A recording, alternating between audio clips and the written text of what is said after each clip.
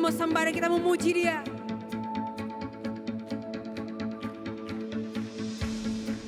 I can see it clearly now. There's a reason for this sound. Yes, it's you, Jesus. Jesus. At the core of who I am is the reason, Son of Man. It's Jesus. Come on, everybody, sing.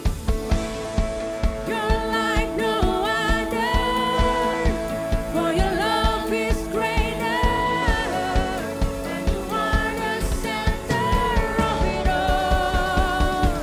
It's all about you. It's all about you. It's all about you. It's all about you. Come on, NDCU. Yeah.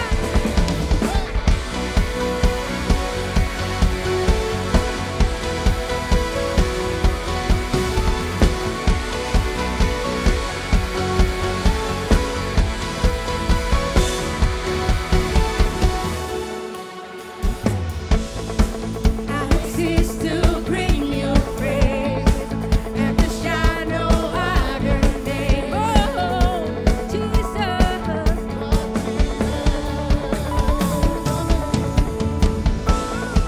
You're like no other, for your love is greater, and you are the center of it all. It's all about you. Hey, it's all about you. Hey, it's all about you. It's all about you.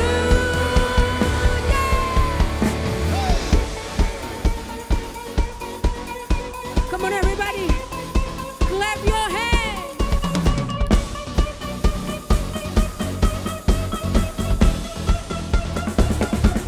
It's all about you. Woo! It's all about you. Yeah. It's all about you. It's all about you. You are the first. You are the last. You are the future. The truth of my past. You are the reason why I see.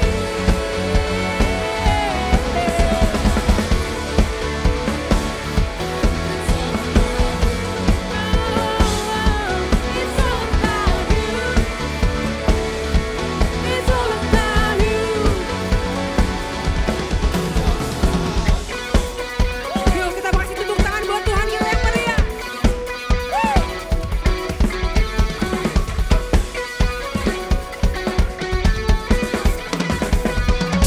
Hey, it's all about you. Sorak-sorak kemuliaan untuk Tuhan kita yang dahsyat. Haleluya. Sekali lagi Shalom NDCU. Yang rindu memuji Tuhan berikan tepuk tangan sekali lagi yang terbaik buat Tuhan kita. Sebelum kita lompat-lompat lagi buat Tuhan, gue mau ngajak setiap teman-teman hari ini kita mau olahraga sedikit teman-teman. Kita mau pemanasan sedikit, kita mau nyanyiin satu lagu baru dari NDC Worship. Yang judulnya Menarilah, yang tahu boleh katakan haleluya. Haleluya, sekali lagi kasih tepuk tangan yang terbaik buat Tuhan kita. Kita mau gerakin badan kita teman-teman, keteknya semua harus basah, amin. Ayo mari sama-sama kita memuji dan menyembah Tuhan kita, come on. Yuk tepuk tangan buat Tuhan kita, come on.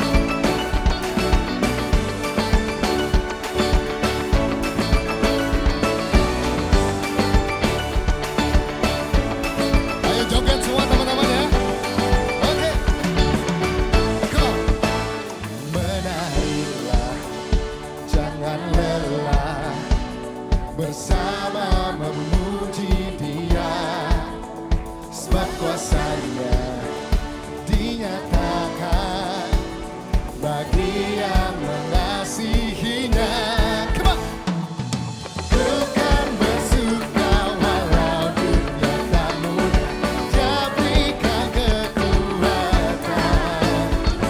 Di dalam Tuhan aku raga Tuhan yang tak kuasa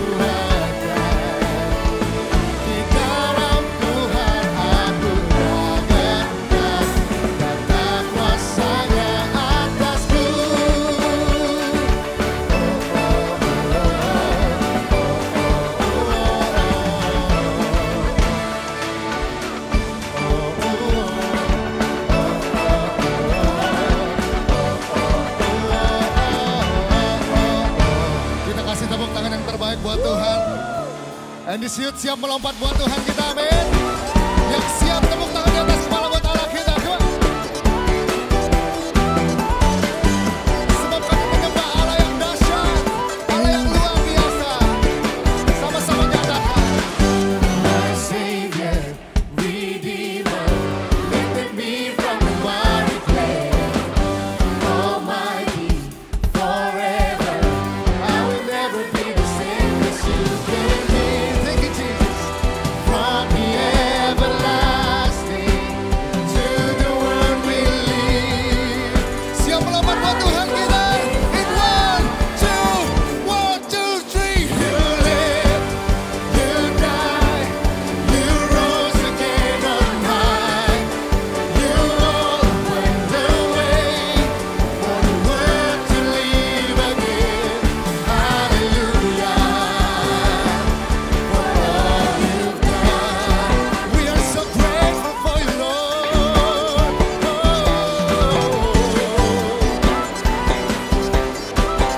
Come on, sing your praises, my Savior. Hey. My Savior, Redeemer, Lifted me from the miry Jesus. Almighty, Forever, I will never be the same as you gave me. From the everlasting to the world we live. We give the best praise for you, Jesus. Come on. You live, you die, you rose again on high. You opened the way for the world to live again. Hallelujah. Jesus, you live, you die, you rose again on high. You opened the way for the world to live again. Hallelujah. For all you've done. Mari teman-teman yang bersyukur sudah diselamatkan. Kita tepuk tangan di atas kepala buat Allah kita. Come on. Woo!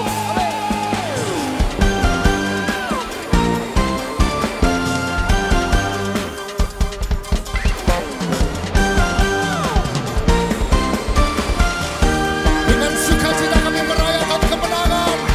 Sebab Allah kami adalah Allah yang luar biasa. Allah yang begitu dahsyat. Amin. Mari tepuk tangan lebih lagi buat Allah kita. Come on.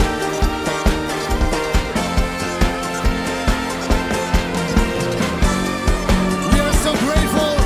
And here we are declare our faith to you, Lord. 'Cause you came near from the everlasting to the world we live. The Father's only Son. Thank you, Jesus. From the everlasting to the world we live. Father's only. It's all because of you, Lord. 'Cause you came near from the everlasting to the world we live. Father's only Son. 'Cause you came near from the everlasting to the world we live. Come on, clap your hands in the air for Jesus and declare our faith. You live, you died, you rose again on high. Jesus open the way. Opened the way Yes, Lord. to live again. Hallelujah. Sing it out. You live, you die, you rose again on high. You opened the way for the world to live again. Hallelujah. Sing hallelujah, hallelujah. For all you've done. Berikan tepuk tangan seru-seru yang terbaik buat Allah kita. Teman-teman dipersilakan duduk di dalam hadirat Tuhan. Shalom guys and welcome back to Youth News.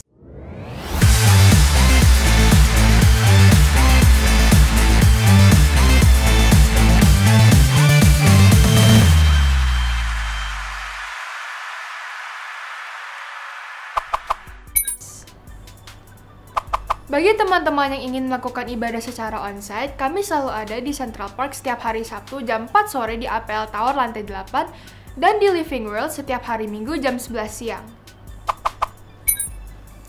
Persembahan dapat dilakukan menggunakan OVO, GoPay, ShopeePay, M-Banking, dan lain-lainnya dengan cara scan QR Code yang ada di layar. Mari bawa persembahan kita dengan hati yang bersyukur.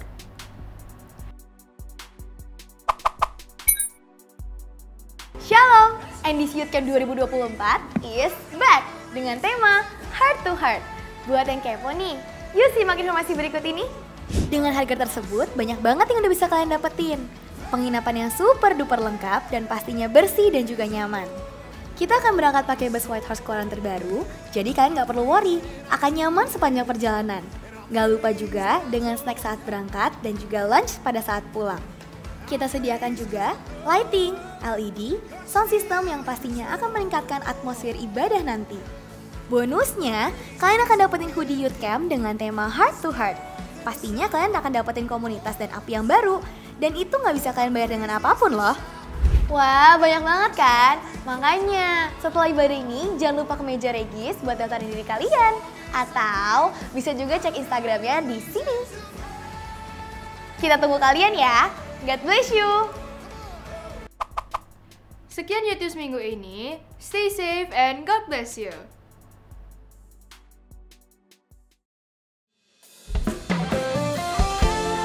Sebab Engkau begitu baik, sebab Engkau Allah yang hidup.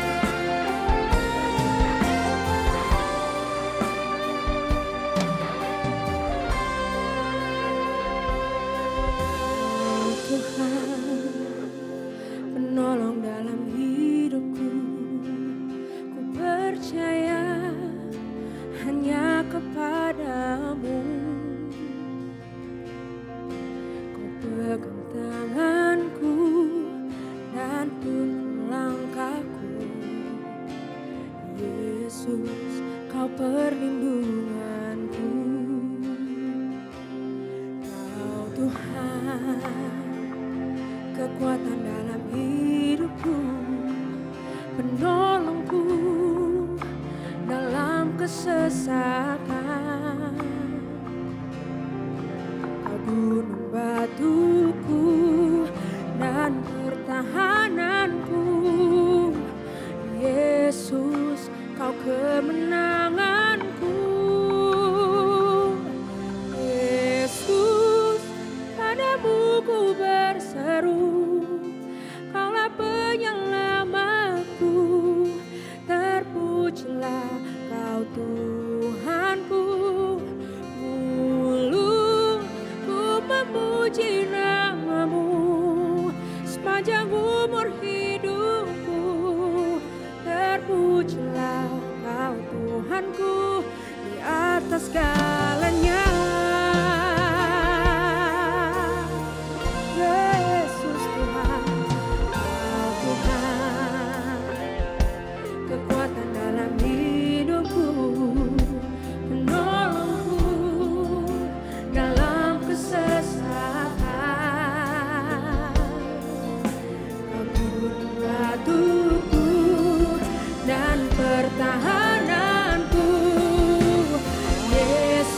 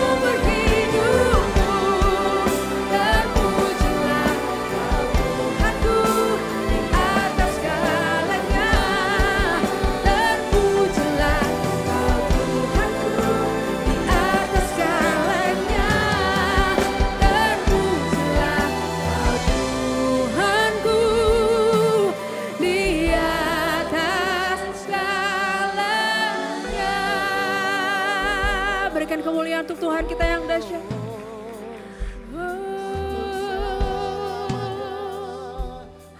Terpujilah Engkau Tuhan, sekarang dan selamanya.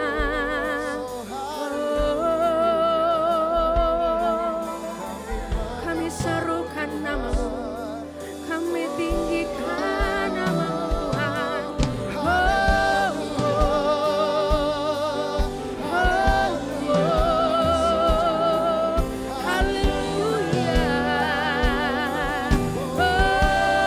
Mari kita sembah Dia.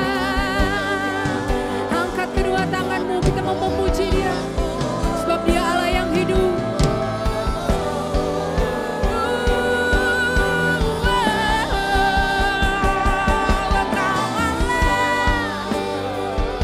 Engkau Allah yang peduli hanya kepadamu. Kami mau berserukan.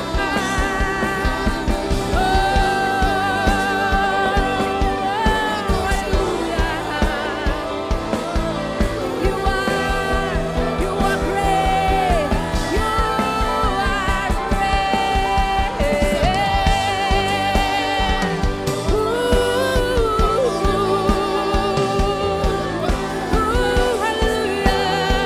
Jamaah Tuhan, urapi. Oh, come your Holy Spirit, Lord.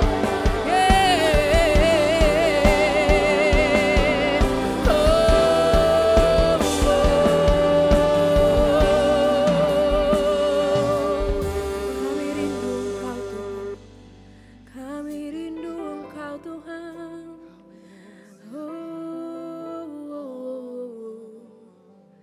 Haleluya. Ku kagum hormat akan Engkau. Ku kagum hormat akan Engkau. Kau Allah yang layak dipuji. Ku kagum akan Engkau. Sama-sama nyanyikan sekali lagi dengan lembut.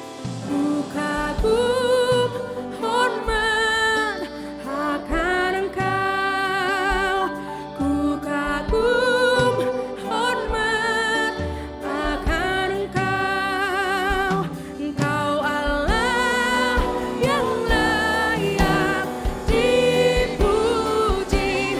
Ku kagum akan Engkau. Angkat tanganmu tinggi, sama-sama katakan. Kami hormat kepadamu Yesus. Ku kagum hormat akan Engkau. Kau Allah yang layak dipuji. Ku kagum akan Engkau. Kami kagum padamu. Ku kagum akan Engkau. Kami kagum Tuhan. Ku kagum akan Engkau.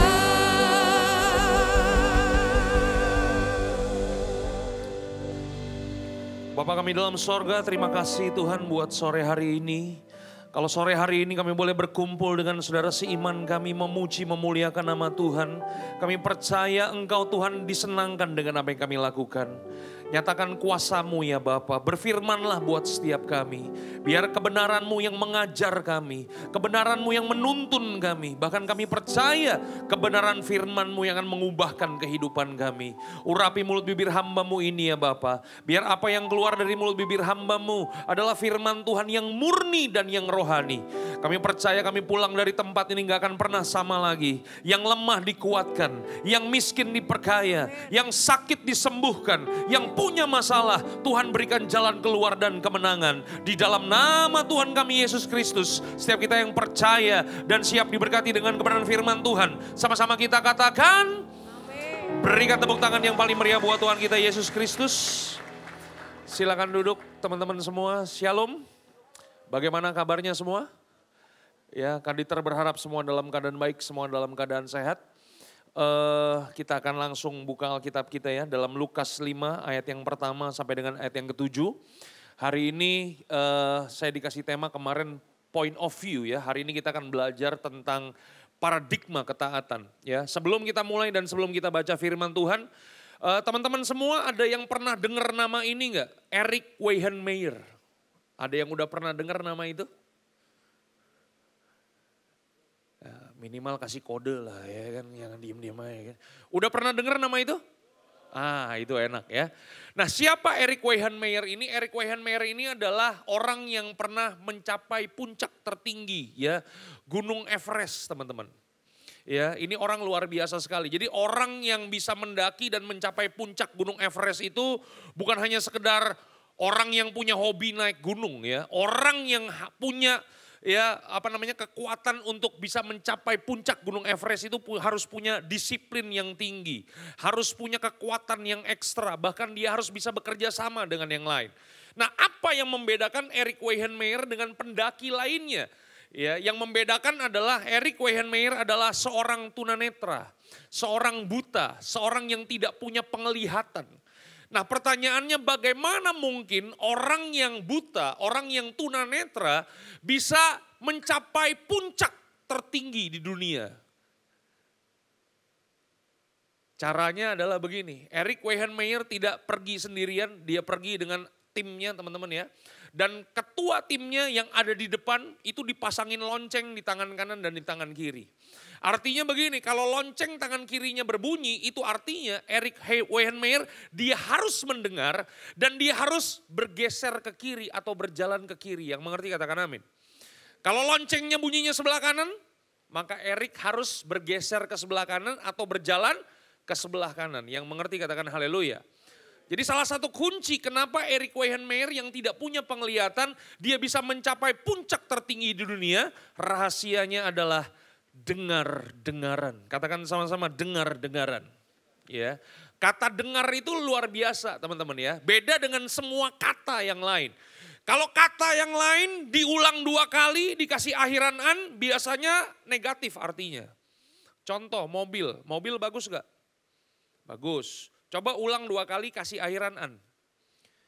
Ya jadi mobil mainan kan, betul gak sih? Setuju gak? Tidur, bagus gak tidur? Bagus. Coba diulang 2 kali kasih akhiran an. Jadi gak serius tidurnya, betul gak sih? Tapi kalau kata dengar diulang 2 kali, dikasih akhiran an, lebih tajam lagi. Yang mengerti katakan haleluya. Kita akan langsung buka Alkitab kita dalam Lukas 5 ayat yang pertama sampai dengan ayat yang ke-7. Kita akan baca bergantian, Kak Dieter akan baca ayat yang pertama, kalian ayat yang kedua, dan kita akan berakhir di ayat yang ke-7. Alkitab katakan begini, pada suatu kali Yesus berdiri di pantai Danau Genesaret, sedang orang banyak mengerumuni dia, hendak mendengarkan firman Allah. Ayat yang kedua, 1, 3. Hah? Ya udah saya yang bacain deh kan. Ia melihat 2 perahu di tepi pantai, nelayan-nelayannya telah turun dan sedang membasuh jalannya. Katakan sama-sama membasuh jala. Ya, bisa diingat kata itu sebentar di sini membasuh jala? Ingat sebentar ya, ayat yang ketiga. Ia naik ke dalam salah satu perahu itu, yaitu perahu Simon, dan menyuruh dia supaya menolakkan perahunya sedikit jauh dari pantai. Lalu ia duduk dan mengajar orang banyak dari atas perahu. Ayat yang keempat. Setelah selesai berbicara, ia berkata kepada Simon, bertolaklah ke tempat yang dalam dan tebarkanlah jalamu untuk menangkap ikan. Katakan sama-sama, tebarkanlah jalamu. Ayat yang kelima, Simon menjawab, Guru, telah sepanjang malam kami bekerja keras dan kami tidak menangkap apa-apa. Tapi karena engkau menyuruhnya, aku akan menebarkan jala juga. Katakan sama-sama, menebarkan jala juga. Ya, ayat yang ke-6 kita baca 1, 2, 3. Dan setelah mereka melakukannya, mereka menangkap sejumlah besar ikan sehingga jala mereka mulai koyak. Ayat yang ke-7, 1, 2, 3.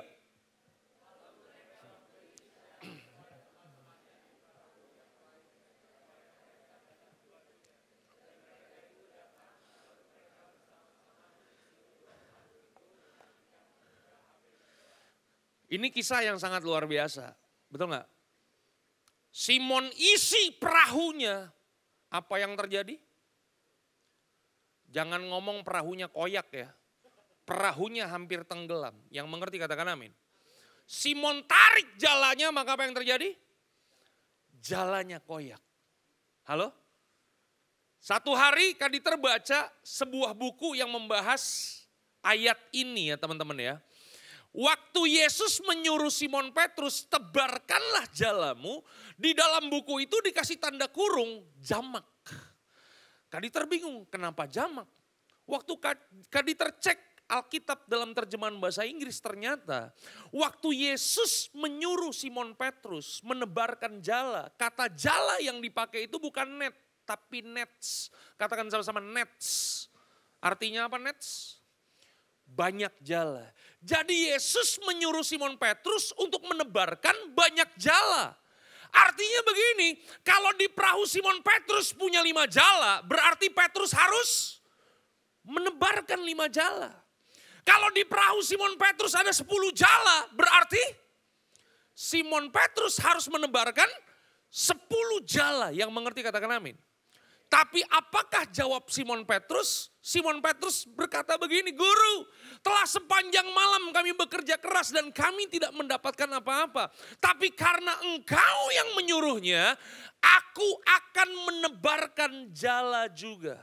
Waktu Kaditer cek dalam Alkitab terjemahan bahasa Inggris, ternyata Petrus itu hanya menebarkan cuma 1 jala. Katakan sebelah kanan, sebelah kiri. Setengah ketaatan, bukan ketaatan. Yang mengerti katakan haleluya. Nah pertanyaannya pada sore hari ini adalah kenapa Petrus cuma menebarkan 1 jala? Padahal Yesus menyuruh tebarkan banyak jala. Tapi kenapa yang ditebarkan oleh Simon Petrus cuma 1 jala? Yang pertama adalah karena begini. Karena Simon Petrus itu bukan nelayan kaleng-kaleng. Simon Petrus bukan nelayan kemarin sore. Simon Petrus itu adalah seorang nelayan profesional. Kaditer tahu dari mana Simon Petrus nelayan profesional. Karena kalau kita membaca dan kita mengerti budaya pendidikan orang Yahudi. Anak-anak Yahudi usia 10 sampai 15 tahun yang pinter-pinter, katakan sama-sama, yang pinter-pinter. Itu bakalan jadi rabi. Masuk sekolah teologi. Yang pinter-pinter masuk sekolah teologi. Beda dengan anak zaman now. Kalau anak zaman now tuh kadang-kadang yang udah gagal-gagal baru masuk sekolah teologi kan gitu ya. Begitu ya, bener gak sih? Ya, kayak Kaditer dulu gagal udah gak mau sekolah teologi. Nah zaman orang Yahudi zaman itu anak-anak yang pinter-pinter bakalan dipilih rabi untuk menjadi rabi. Nah anak-anak yang bodoh, anak-anak yang kurang pinter kemana? Nah mereka akan dipulangkan ke rumah orang tua mereka dan mereka akan bekerja sesuai dengan pekerjaan orang tua mereka. Jadi kalau orang tua mereka petani, maka mereka akan jadi petani. Kalau orang tuanya nelayan, mereka akan jadi nelayan. Jadi teman-teman bisa bayangkan dari usia 15 tahun Simon Petrus udah ada di laut untuk nangkep-nangkep ikan. Itu sebabnya kenapa waktu Yesus menyuruh tebarkan banyak jala, kenapa Simon Petrus cuma tebarkan 1 jala? Karena begini, karena Simon Petrus merasa bahwa dia lebih pinter, dia lebih ngerti, dia lebih tahu daripada Tuhan. Nah apa sih yang menghalangi kita untuk berjalan dalam ketaatan bersama dengan Tuhan? Kenapa kita gak mau melakukan perintah Tuhan? Karena begini, seringkali kita merasa kita lebih pintar daripada Tuhan. Halo, katakan sebelah kanan, sebelah kiri. Otak lu cuma segede ini bos. Ya, jangan merasa lebih pintar daripada Tuhan. Yang mengerti katakan haleluya. Tuhan kita, Tuhan yang berkuasa. Dia yang awal, dia yang akhir. Dia alfa dan dia omega. Dia mengerti dari ujung sampai ujung. Jadi jangan merasa lebih pintar daripada Tuhan. Yang mengerti katakan amin. Yang kedua, kenapa Yesus menyuruh Simon tebarkan banyak jala. Tapi kenapa yang ditebarkan sama Simon cuma 1 jala. Alasan yang kedua, kalau teman-teman baca dalam Lukas 5 ayat yang kedua, firman Tuhan katakan apa? Firman Tuhan katakan begini. Lukas 5 ayat yang kedua, kita baca sama-sama, demikianlah firman Tuhan. Ia melihat dua perahu di tepi pantai, nelayan-nelayannya telah turun dan sedang, katakan sama-sama, membasuh jala. Semua mata lihat saya. Jadi begini. Kalau kita mempelajari budaya nelayan zaman itu teman-teman, ternyata waktu mereka pergi melaut malam-malam dan waktu subuh mereka udah pulang ke daratan, ternyata begini, waktu mereka sampai di pantai, mereka nggak boleh langsung pulang. Mereka nggak bisa langsung pulang. Kenapa? Karena ternyata masih ada satu PR lagi yang harus mereka kerjakan, yaitu apa? Membasuh jala. Pernah mengurai benang kusut? Gampang atau susah? Susah.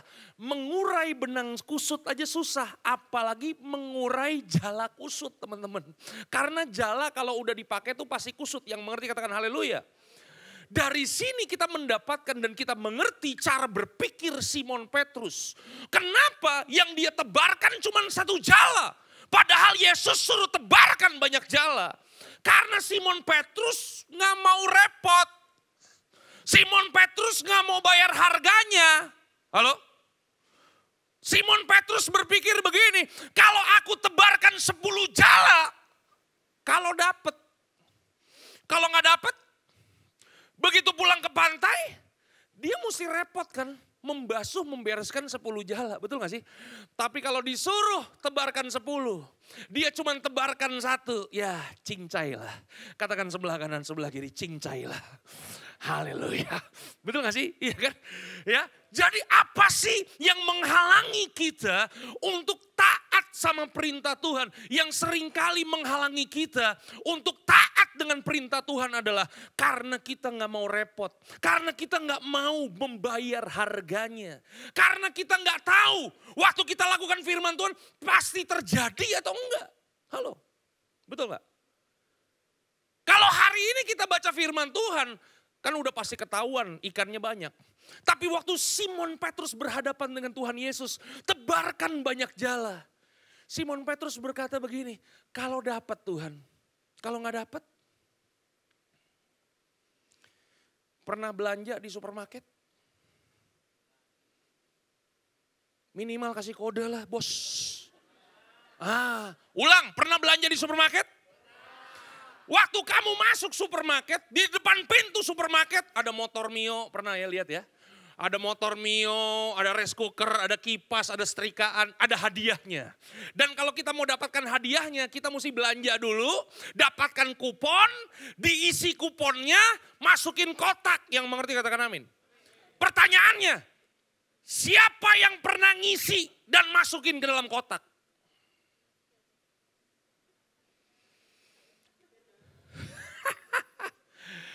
Kemarin Kak Diter berapa bulan lalu bersih-bersih rumah, di lemari ketemu satu bundel. Nggak diisi sama istri Kak Diter. Kenapa nggak diisi? Karena nggak ada jaminannya dapat. Setuju nggak? Coba dapat jaminan, pasti dapat motor Mio. Kira-kira diisi nggak?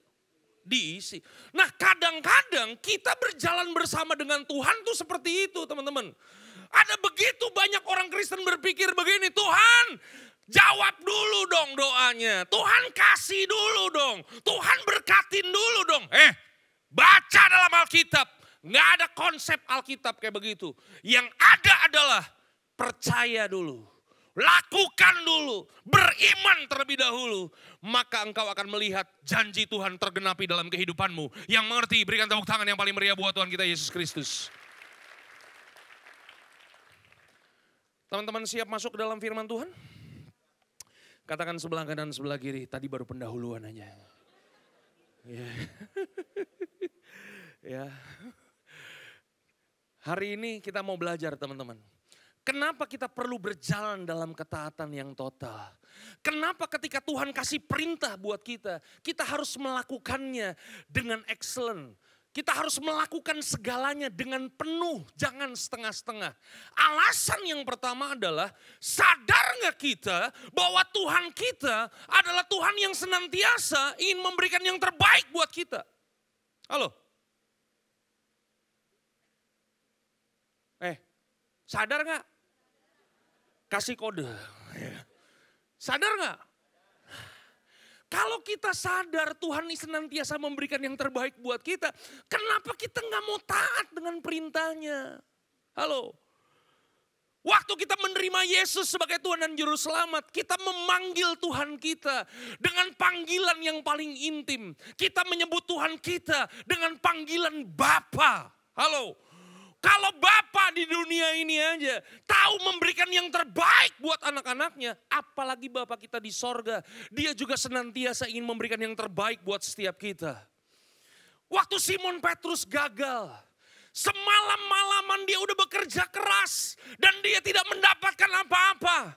Waktu dia pulang balik ke pantai dalam keadaan gagal, Yesus berjumpa dengan Simon Petrus. Pertanyaannya, apakah Yesus ngomong begini? Mon, lu ikut gua, kita balik lagi ke laut, tebarkan jala di situ. Ya puji Tuhan dapat 5 atau 10 ikan daripada 0. Halo? Apakah Tuhan Yesus memberikan cuma 5 ikan kepada Simon Petrus? Apakah Yesus cuma memberikan 10 ikan sama Simon Petrus? Ketika Yesus melihat Simon Petrus gagal, Yesus memberikan yang terbaik buat Simon Petrus. Ditarik jalannya, apa yang terjadi? Jalannya koyak. Ikannya dipenuhi dalam perahu, apa yang terjadi? Perahunya hampir tenggelam. Di sini ada yang suka baca berita?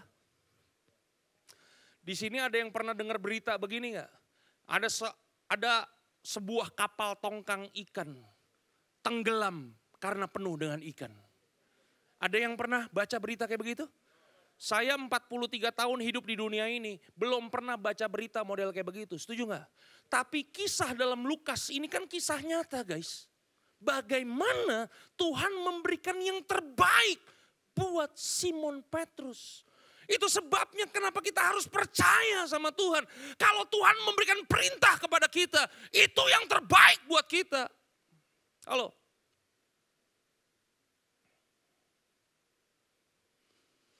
Ini kalau nggak ada amin begini bahaya nih kayaknya nih. Kita langsung masuk poin yang kedua ya kan. Ya kan, poin yang kedua. Kenapa Yesus menyuruh tebarkan banyak jala, tapi kenapa Simon Petrus hanya tebarkan 1 jala? Kenapa kita harus belajar melakukan ketaatan dengan total? Yang kedua adalah begini, sadar nggak kita kalau perintah Tuhan itu sempurna buat kita? Halo? Sadar nggak engkau kalau Alkitab kita itu adalah sempurna buat kita? Ketika Tuhan memberikan perintah sama Tuhan kepada kita, jangan pernah curiga sama Tuhan. Kayaknya Tuhan gak seneng kalau gue seneng. Jangan teman-teman. Ketika Tuhan memberikan perintah, dia tahu yang terbaik buat kehidupan setiap kita. Kita gak mampu nih ya, kita gak bisa lagi buka-buka Alkitab lagi. Tapi percayalah, itu kisahnya ada di dalam perjanjian lama. Siap? Siap? Kalau teman-teman baca, ada sebuah perintah Tuhan yang diberikan kepada para imam yang melayani di bait suci, teman-teman. Oke? Perintah Tuhan begini, untuk bait suci itu ada benda penerangannya. Benda penerangannya, bahan bakarnya tuh Tuhan kasih perintah begini. Bahan bakar yang harus dipakai itu harus minyak zaitun yang murni dan yang harus ditumbuk. Pertanyaannya, perintah Tuhan merepotkan gak? Hah? Bisa gak ngomong begini? Tuhan, kenapa harus minyak zaitun Tuhan? Kenapa gak bimoli aja sih Tuhan? Kan gampang dapatnya di Indomaret. Halo? Bisa gak kita ngomong begini? Tuhan, kenapa gak minyak tanah aja sih yang lebih murah Tuhan? Kenapa harus minyak zaitun yang murni dan yang harus ditumbuk? Seberapa banyak di tempat ini yang udah pernah sampai di tanah perjanjian Yerusalem, lambaikan tangannya. Dahsyat. Wah, Sorry nih salah nanya nih. Siapa yang punya kerinduan untuk sampai di tanah perjanjian? Boleh lambaikan tangannya. Ini lebih mendingan nih ya kan. Yang mengangkat tangan terjadilah sesuai dengan imanmu. Haleluya. Ya, katakan sebelah kanan sebelah kiri, nabung. Ya, jangan ngarepin mujizat mulu ya kan. Nabung lama-lama nanti bisa datang, bisa pergi sana. Ya, teman-teman kalau nyampe di sana, ini pesan Kaditer ya. Nggak usah beli kalung-kalungan, nggak usah beli. Patung-patungan nggak usah beli kalau nggak punya duit, ya kan? Kalau kalian nyampe di sana, pulang ke Indonesia, bawalah minyak zaitun yang murni. Pakai itu untuk jadi vitamin dan buat makan. Kenapa? Karena itu menyehatkan. Orang Yahudi bukan nggak ada yang buncit juga banyak, setuju nggak sih? Tapi mereka nggak punya kolesterol dan darah tinggi, teman-teman. Kenapa? Setiap makan dicampur pakai minyak zaitun terus. Yang mengerti katakan haleluya. Tapi kenapa Tuhan memberikan perintah kepada para imam bahan bakarnya harus pakai minyak zaitun dan yang harus ditumbuk? Ada yang bisa jawab? Yang bisa jawab angkat tangan kalau benar Koditer akan kasih satu orang angpau 1 juta. Ini nggak main-main nih. Itu kalau benar. Kalau salah ya kalian yang satu-satu mesti kasih Kaditer angpau dong 1 juta dong. Ini kan keadilan sosial bagi seluruh rakyat Indonesia kan. Undang-Undang Dasar 45, Pancasila, haleluya. Hah? Semua mata lihat saya, siap? Kaditer tahu mata Kaditer kecil tapi udah lihat aja, siap. Siap? Tuhan memberikan perintah bahan bakarnya harus dari minyak zaitun dan yang harus ditumbuk karena hanya minyak zaitun yang murni dan yang ditumbuk ketika dibakar dengan api tidak mengeluarkan asap sama sekali. Bait suci itu nggak ada jendelanya guys. Teman-teman bisa bayangin kalau mereka pakai minyak tanah. Bisa belebekan kita di dalam bait suci ya kan. Keluar-keluar muka udah hitam semua. Yang mengerti katakan haleluya. Tuhan memberikan perintah seakan-akan merepotkan. Tapi Tuhan sudah memprediksi. Tuhan sudah memperhitungkan. Kalau dia kasih perintah itu yang terbaik. Halo?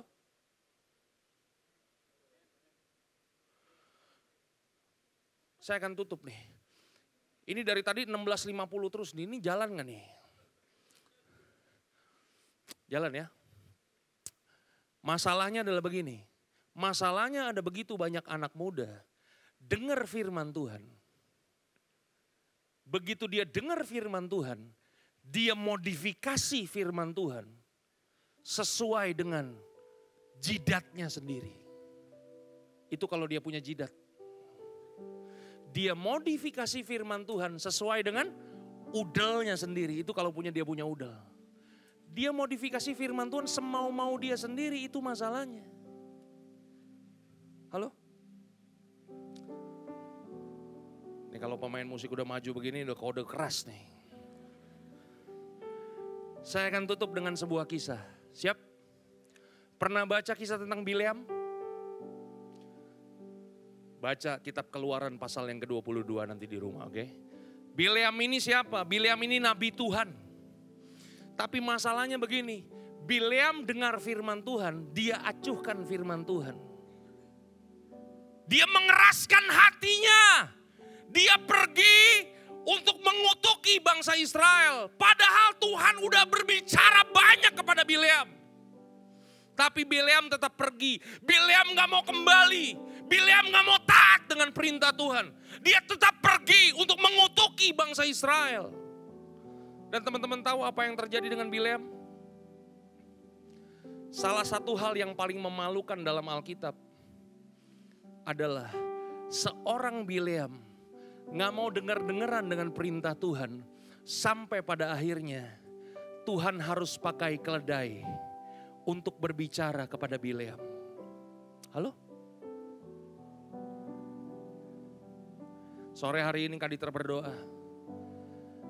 Biar Tuhan gak pakai pudel di rumahmu untuk berbicara kepada engkau. Guk, bertobat lu. Gak perlu. Yang mengerti katakan haleluya. Hari ini engkau dengar firman Tuhan. Lakukan firman Tuhan dengan total. percayalah dia selalu ingin memberikan yang terbaik buat kita. Yang kedua, perintah Tuhan itu sempurna. Ada amin? Masih bisa satu cerita lagi nih? Yakin? Ada yang udah mau pulang? Yakin nih ya masih mau denger ya? Waktu Kak Dieter sekolah Alkitab di Tawangmangu, selesai kita lulus, semua kita tahu kemana kita harus pergi melayani. Ada satu teman Kak Dieter, Tuhan panggil dia untuk melayani di Papua. Tapi masalahnya dia mengeraskan hatinya. Dia gak mau pergi melayani di Papua, dia mau pergi ke Jakarta. Setelah kita lulus, semua teman-teman udah pergi pelayanan, dia masih tinggal di kampus. 1 minggu dia tinggal. Selama di kampus dia doa sama Tuhan. Dia nyembah Tuhan, dia doa, dia mau dengar suara Tuhan supaya Tuhan utus dia bukan ke Papua tapi ke Jakarta. Hari keempat, selesai makan siang, dia gak langsung balik ke kamarnya. Dia main gitar di depan asrama. Di depan asrama itu ada pohon mangga tinggi banget. Waktu dia lagi nyembah Tuhan, dia lagi main gitar. Tiba-tiba dia lihat daun dari pohon mangga itu putus, rontok, jatuh ke bawah. Waktu dia lihat daun itu jatuh, dia langsung doa di dalam hati. Dia ngomong begini, Tuhan, kalau memang Tuhan utus saya untuk melayani di Papua, saya minta tanda.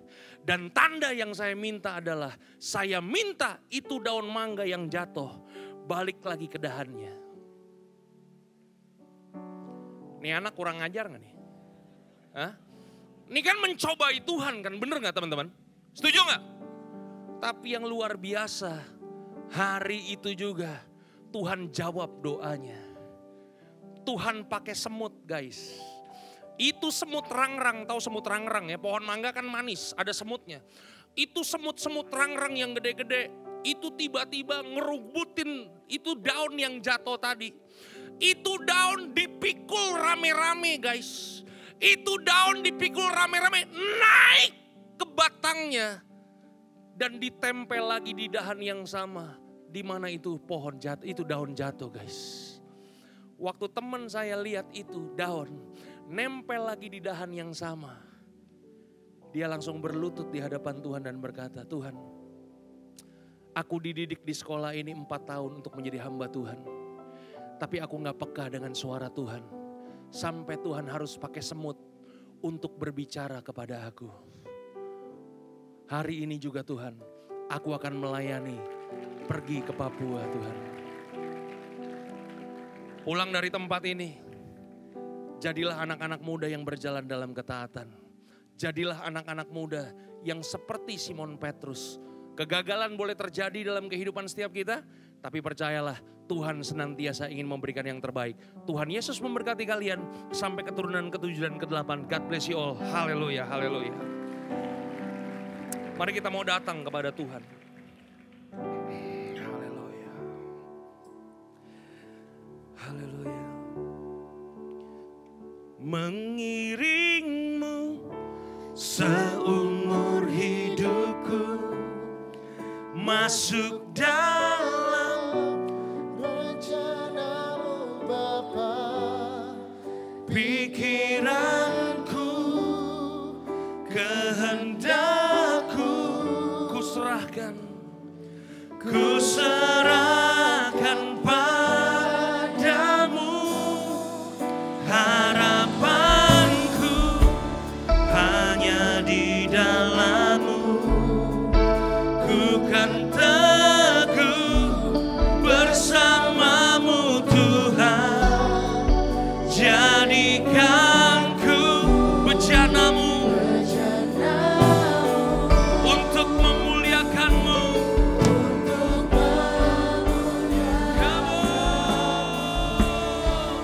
Mengiringmu seumur hidupku,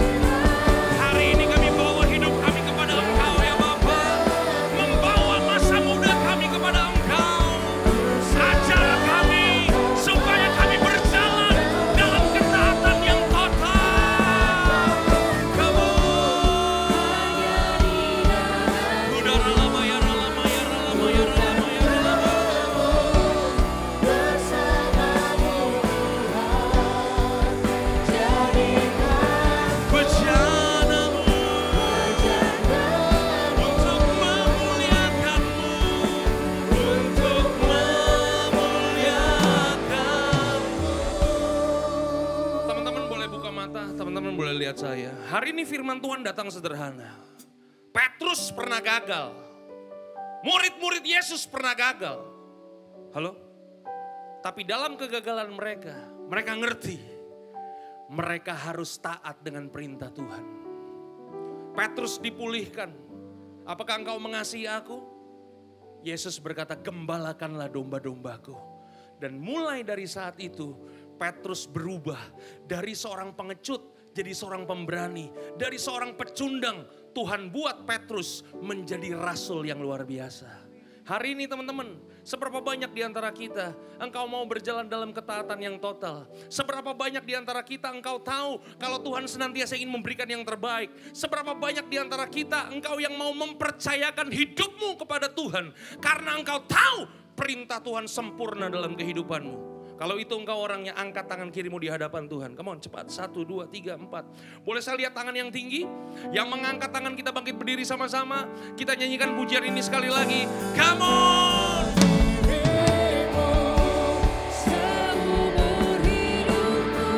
Masuk dalam rencanamu Bapa.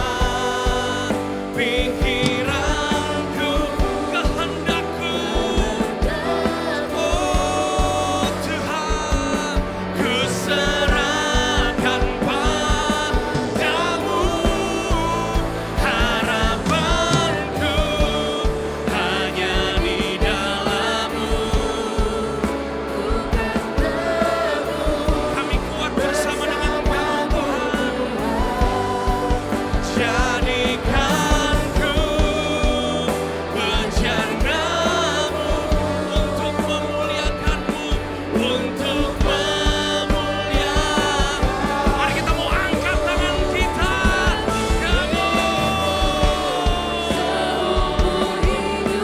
Jangan biarkan kami keluar rencana-Mu. Hari ini bawa kami masuk dalam rencana-Mu Bapa. Pikiranku,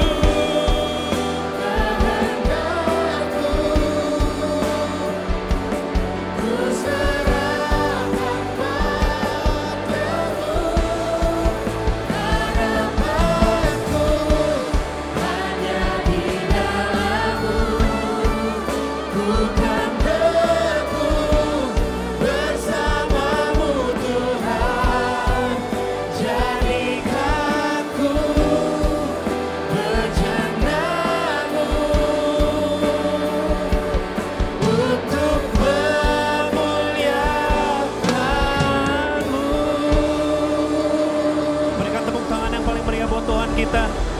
Haleluya, terima kasih Tuhan. Pada sore hari ini Kau hadir di tengah-tengah kami dan Kau sudah berbicara secara khusus bagi setiap kami. Terima kasih Tuhan. Kami belajar Tuhan sore hari ini. Kami mau taat di hadapan Tuhan. Ampuni Bapa. Kalau mungkin hari ini Tuhan dapati dalam kehidupan kami Tuhan ada hal-hal yang kami tidak taat. Mungkin kelihatannya kami taat Tuhan. Tapi kami hanya setengah taat. Kami tidak taat total. Kami belajar Tuhan sore hari ini. Kami percaya ketika kami berserah kepada Tuhan dalam ketaatan.